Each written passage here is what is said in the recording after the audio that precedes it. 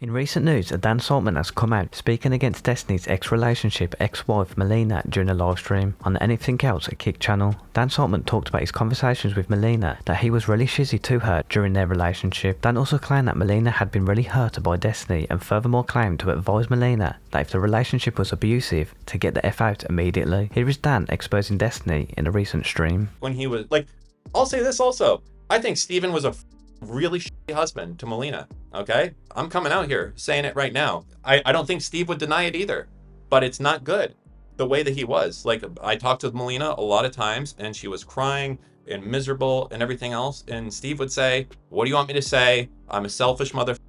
That's why I'm in the relationship that I'm in, the way that I do things that I'm in. And Melina like really was hurt by it, and I think like she was like, you know, what should I do? Should I leave? And I'll tell you this, I never was like I was never like, no, you should stay and make things out. I told her multiple times, like, listen, if you feel like this is an abusive relationship, get the fuck out of there immediately. So I just want to put it out there that it's not like this is a one-time thing for me of going against Steve. I'm out of the loop. Did Dan drop Destiny, or is he still orbiting working with him? Is the Bridges podcast done now? Dan is still working with Destiny and swept for him in this stream, but he is undefeated in fumbling. I've watched quite a lot of Steven in the past few years, just to listen to political conversations. I particularly liked the whole pro-choice arc. He was enjoyable to listen to while I did my animal rescue work, or worked on things I needed to get done. Something to keep my mind occupied while my hands were busy. But even passively listening to him, it's quite clear he's quite a person in her personal life. He's totally only with cheating, and openly talks about cheating on all of his past watchers without caring at all. He's been quite unfazed by how he regularly hurt his wife. He seems not to have much of any value for emotional relationship connections, but a high level of ability for manipulating and convincing people to do what he wants,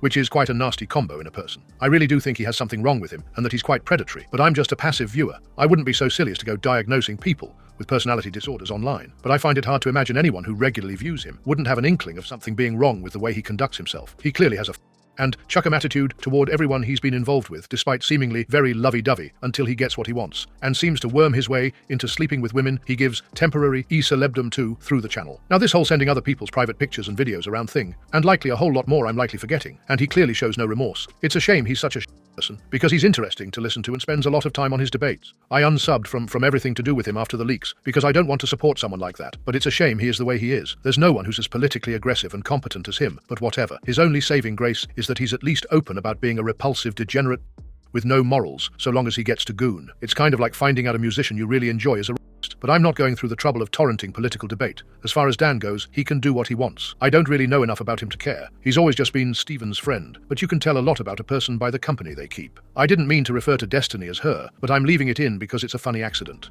Dan says that the cherry allegations are Destiny secretly recording audio of his hookups and sending them to people without consent is most likely true. Dan shares his thoughts in the following clip.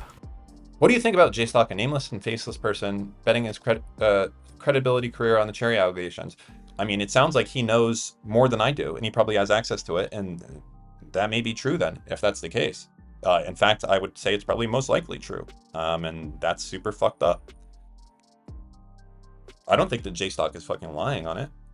In the ongoing drama with Destiny and Pxie, in a new update, Pxie speaks out to the community, responding to all the people that are claiming that she only cared about the personal profit and that Destiny tried to make things right. Here is Pxie sharing some DMs between Destiny and a close friend of his. To all the people claiming that I only cared about personal profit, and that Destiny tried to make things right, here's some DMS between Destiny and a close friend of his. Destiny knew about these DMS and never got back to me. It is that I don't think if Steven faces consequences, he will change and he will do this again. If he wants, he can donate the money to some charity or organization. I just think that other than jail, or even more than jail from the studies I've read, money is the strongest reinforcer, and losing it is the strongest punishment. I do not believe he will stop his actions unless if he faces some level of punishment. Yeah, I'm not even sure about the specifics regarding money and or punishment. I believe in rehabilitation, but part of rehabilitation is penance. The person understands what they did is wrong, takes corrective course of action and actions to help pay penance to the victims and do right by them. I just want to know if Steven agrees with this and is willing to figure out what this means to both of us in a manner that makes sense to both of us. I don't want to cause unnecessary harm or suffering to Steven. I want to know he'll never do this again, and I think this would be the most effective method of doing so. Or jail, but I do not want Steven to go through criminal court because 1. Our justice system is horrible